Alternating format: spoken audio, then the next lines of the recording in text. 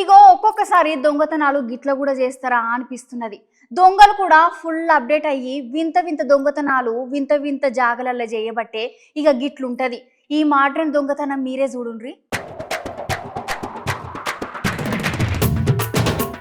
OC నీ కథ సల్లగుండా వీళ్ళు మనుషులా లేకపోతే మరోట వీళ్ళకి ఆలోచనలు తలకాయలకెళ్ళేస్తాయా లేకపోతే ఇంకెడికెళ్ళైనాస్తాయా? ఏపో మీరు తోపులు. మీలాంటి దొంగ ఆలోచనలు ఏ దొంగకు ఇంతవరకు రాలే.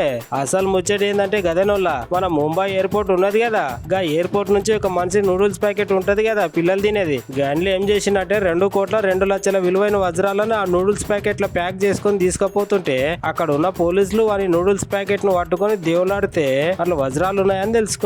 అవురా వారి ఇంతటి ఆలోచన నీకు ఎట్లొచ్చింది బిడ్డ? మరి ఇది బస్ స్టాండ్ అనుకున్నావా, విమానాశ్రమం అనుకున్నావా? అసలు దొరకనే అనుకున్నావు కావచ్చు. కానీ పోలీసులు నీకంటే మస్తు ధమాకున్నోళ్ళు కదా, అందుకనే నిన్ను దొరకబట్టిర్రు. కానీ నీకైతే తెలివి బాగుంది రషీనా. అయితే ఈ వజ్రాలు ముంబై నుంచి బ్యాంకాక్ తీసుకుపోతున్నాడట. ఈ దొంగగాని అక్కడ ఉన్న పోలీసులు డైమండ్స్ సీజ్ చేసి ఈ దొంగగాని అరెస్ట్ చేసిండ్రు. అయితే విమానాశ్రయంలో ఇంకో 4 బట్టవాసిగాలు 4,40,00,000 విలువైన బంగారాన్ని తీసుకుపోతుంటే వాళ్ళని కూడా పోలీసులు పట్టుకున్నారు.